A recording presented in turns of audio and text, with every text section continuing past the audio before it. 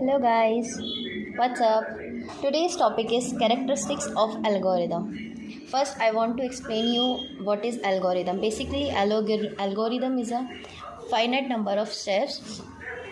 जब भी अगर हम इसको ईजिली लैंग्वेज में समझें कि जब भी हम कोई कोड लिखते हैं या फिर हम कोई प्रोग्रामिंग करते हैं तो उसको एक फाइनाइट नंबर ऑफ स्टेप्स में लिखना कि उसके लिए हमने क्या क्या स्टेप्स किए। ओके, तो और उसके बाद हमने फॉर एग्जांपल अगर हमें 2 to 3 नंबर्स को ऐड करना है तो हम क्या बोलेंगे कि हमने सबसे पहले एक कंटेनर लिया। हमने एक कंटेनर लिया ए, देन हमने एक कंटेनर लिया बी, फिर हमने इन दोनों को एक सी कंटेनर लिया, उसमें स्टोर कराया इनकी वैल्यूज़ को और एंड करके तब हमने डी में इसका सम लिया और फिर हम अपने एल्गोरिदम से एग्ज़िट हो गए। स्टार्ट हमने यहाँ से किया। So basically algorithm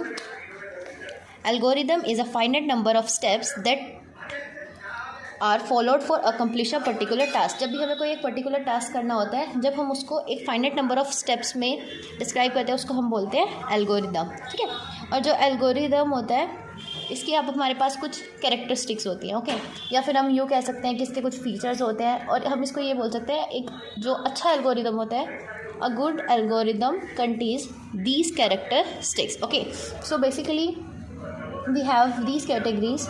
First is definiteness.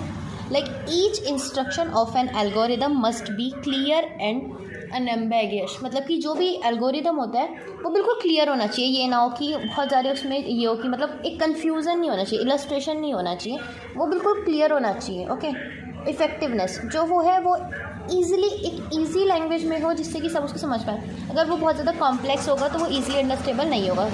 और वो एक इफ़ेक्टिव होना चाहिए, ऐसा भी नहीं है कि हमने कुछ भी उठा के लिख दिया। पर्टिकुलर वर्ड्स, प्रॉपर वर्ड्स होने चाहिए, प्रॉपर फ्लो चार्ट, आप जैसे भी उसको रिप्रेजेंट करते हो वैसे वो इफ़ेक्टिव होना चाहिए। ओके, और जो आपका एक एल्गोरिदम होता है उसमें थर्ड हमारे पास कैरेक्टरिस्टिक होती है फाइनाइटनेस। यानी कि कोई भी एक एल्गोरिदम एक फाइनाइट नंबर ऑफ स्टेप्स के बाद टर्मिनेट आ जाता है। जैसे कि आपने कोई भी एक एल्गो लिखा, वो फाइनाइट नंबर ऑफ स्टेप्स के बाद वो एल्गोरिदम आपका टर्मिनेट हो जाएगा after completion of the task. तो एक गुड एल्गोरिदम वही होता है जो कि एक फाइनाइट नंबर ऑफ स्टेप्स के बाद टर्मिनेट हो जाए। फोर्थ वन है आपका इनपुट।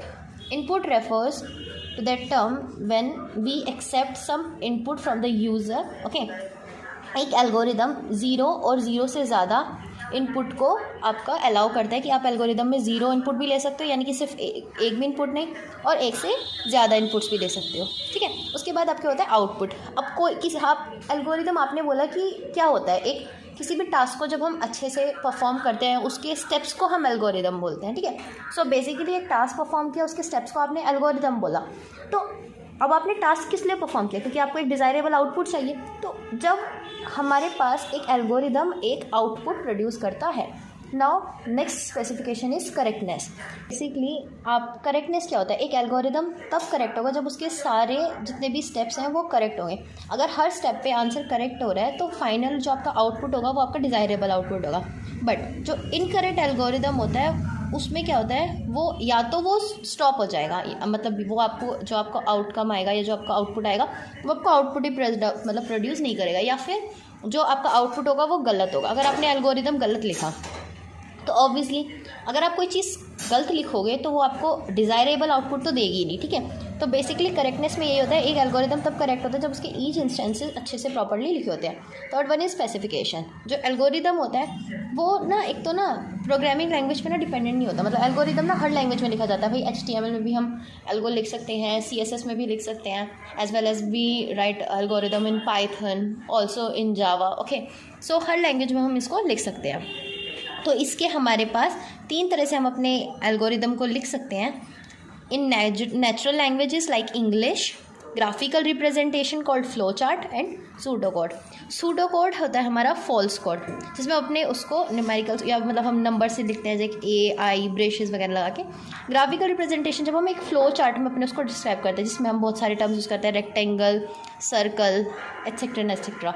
नेचुरल लैंग्वेज मैंने किया कि आई took a container, then store a value, and then I'll took another container. Okay, so ये होता है हमारा natural English. So basically we have 1 2 3 4 5 6 7 classifications or 7 characteristics of algorithm.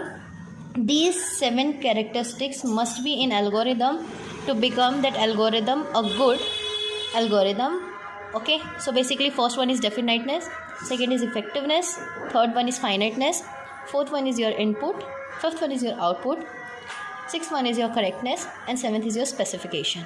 I hope you all like this video. If you like this, so please like, share and subscribe my channel. Thank you so much.